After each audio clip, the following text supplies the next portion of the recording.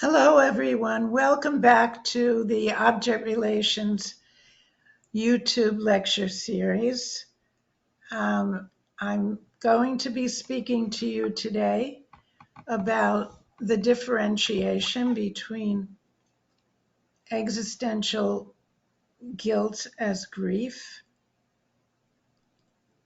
and spurious guilt and neurotic kinds of guilt. This is a distinction that I made very vividly in a long case that I wrote up in an article in the American Journal of Psychoanalysis on from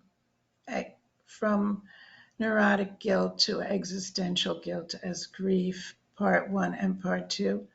And this will be also appearing in one of my volumes of my selected papers. For now, I'd like to give you a short, succinct distinction between what we call guilt and, in a Kleinian view of heartfelt guilt, being actual grief and regret for hurting the one you loved or for sabotaging oneself. But this guilt is heartfelt. It's not just you thinking that you're bad because you're intellectual and unconscious. Superego conscience is telling you you've been bad in some way. It also is very different from the spurious guilt that we have through Ronald Fairbairn's theory of moral defense, where a child will blame themselves to avoid blaming the parent for things the parent actually did that was abusive and hurtful to them. The moral defense involves the child blaming the self to protect the image of the parent just so they feel safe in the world, because there's no safety without feeling the parent is okay. And that's because of the total dependence of a child. But when the child blames themselves and says, oh, yes, I deserve to be hit, or I deserve to be beaten because, or punished or whatever, because they're rationalizing the parent's behavior to protect the parent's image, and they say they're bad in some way. This is spurious guilt. It's not real guilt. It's calling oneself bad in a masochistic way in order to avoid the threat of seeing the parent in a vivid way that would be too terrifying in terms of one feeling safe in the world.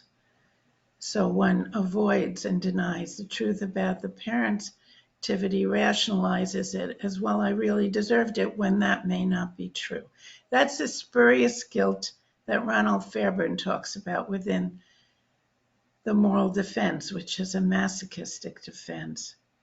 This is not guilt in a heartfelt Kleinian sense of a feeling from the heart that one has hurt someone and just feels bad about it because they're another human being, or it's because one's hurt the one loves, and also feeling bad about hurting oneself and sabotaging oneself through hurting the other. That's more of a heartfelt guilt that can become grief and can be mourned. And I speak about that in my papers on going from neurotic guilt to existential guilt as grief. And this is a distinction that's very important when people confuse a kind of built-in superego attack, that's attack of conscience.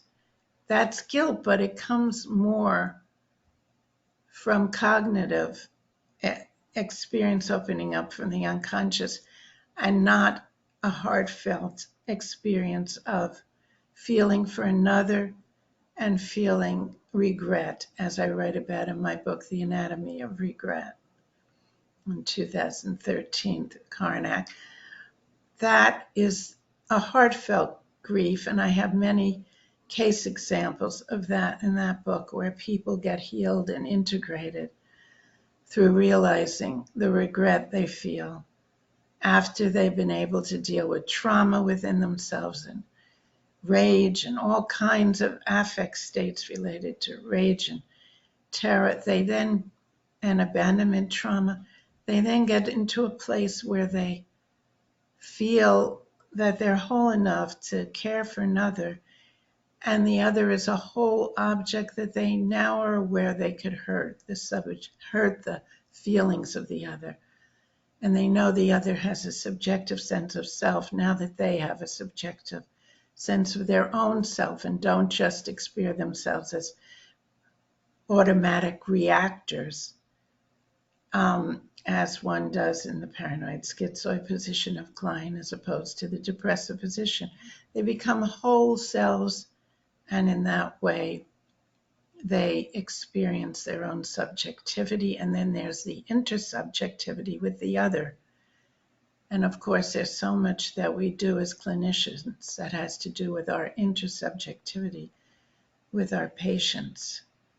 So on that note, I'm going to leave it there for today, leaving it with you with that distinction between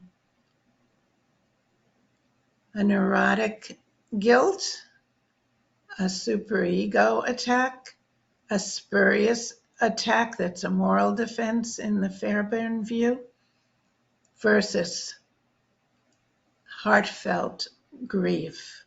That's guilt in the existential self of feeling for another that Melanie Klein has so vividly spoken about since her paper in 1940 on mourning and its relation to manic depressive states, and all of her writings on the depressive position.